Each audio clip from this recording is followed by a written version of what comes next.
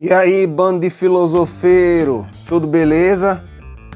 A pedido especial do meu colega de YouTube, sendo que ele é professor, eu não, eu sou filosofagem fluencer.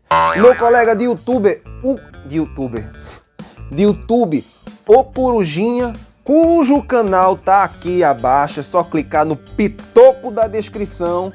E aproveita também, clica no pitoco de se inscrever, clica no pitoco do like e balance o badalo para receber a notificação. E tem uma tuia de livro aqui embaixo também na descrição. E a propósito, a pedido do meu amigo Corujinha, como eu estava falando no começo, eu vou falar sobre filosofia política. Aliás, vou dar dicas de leitura sobre filosofia política, mas estão tudo aqui abaixo. Aqui abaixo é só você ver que as dicas estão tudo aqui. E a cunha na vinheta, Zé dos Preá. Só que antes da vinheta, eu tenho que fazer uma teletransportação para ontem.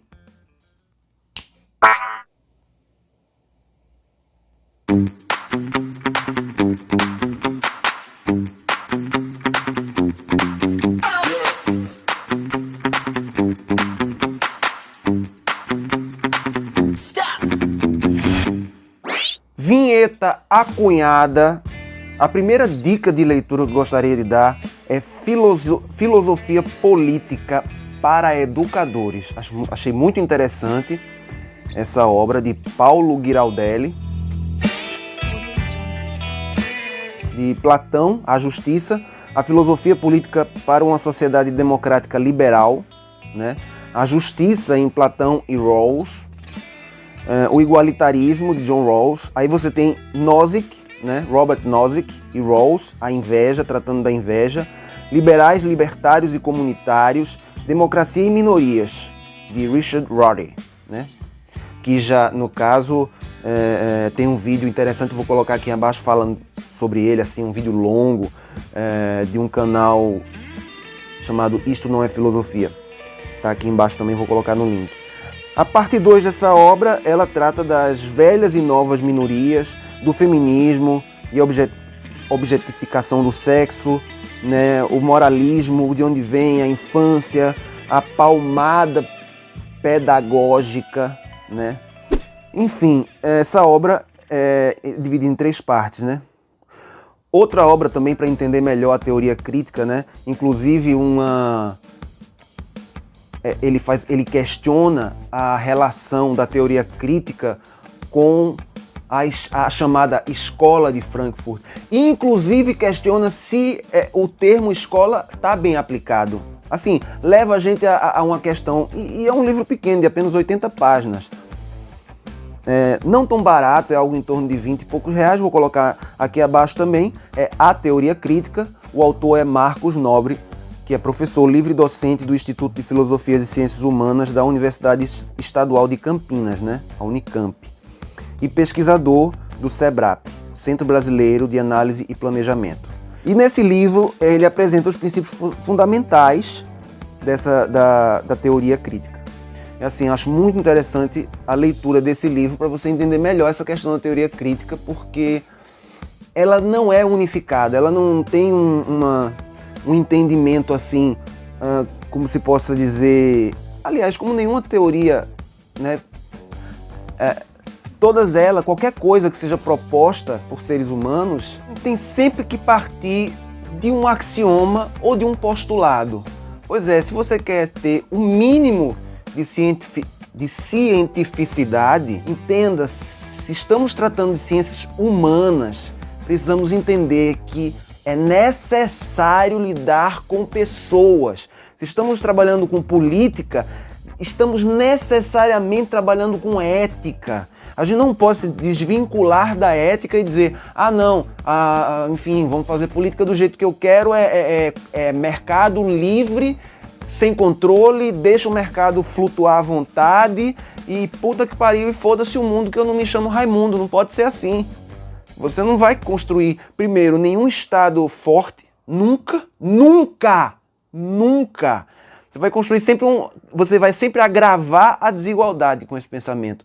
Então, assim, tem que partir de princípios humanos. quando você vê que uma sociedade passa fome, quando você vê que uma população inteira de um país, assim, ou de uma cidade grande e tal, passou da linha de pobreza para baixo, entrou na miséria. Aí você tem uma gestão nojenta da pandemia, né, que adiou por muitos meses uma coisa que poderia... O Brasil poderia... O Brasil, se pegasse a média, você sabia que se pegasse a média, assim, mundial, se tivesse começado, houve oferta de vacina, houve oferta no início, o Brasil teria, se pegasse a média, ou podia ser menos, mas se pegasse a média, olha que tem país na África que só tem 10% de pessoas vacinadas ou menos, certo? Então você teria por aí na média 250 mil mortos, não 600, mais de 600 mil.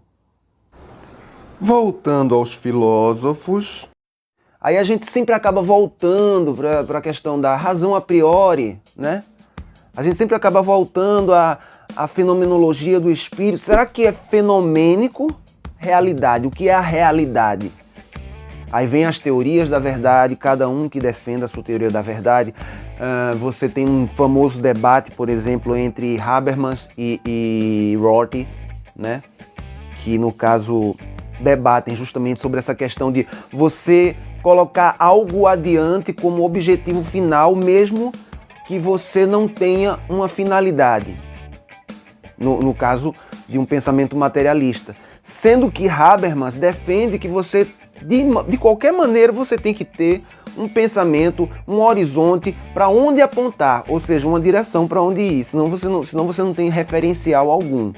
Já Rorty, ele diz que não é necessário, no caso, você pode saber da sua limitação, ou seja, você tem até um certo horizonte, mas você não pode ter esse horizonte como absoluto, porque você tem que reconhecer a relatividade de qualquer coisa.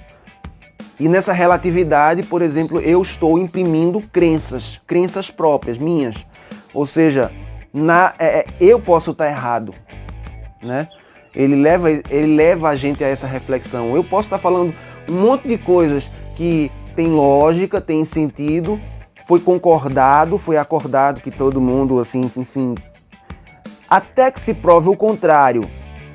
Isso é a verdade, até que apareça algum fato novo que desminta aquilo que é verdade.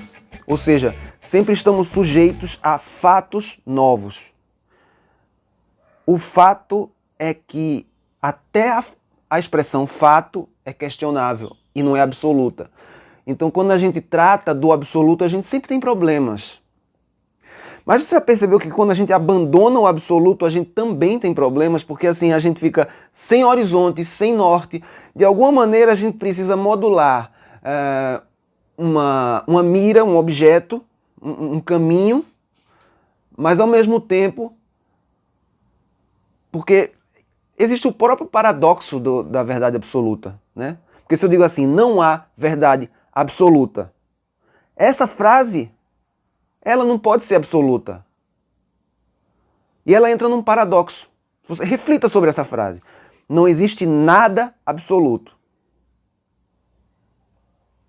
E essa frase é absoluta? É um paradoxo.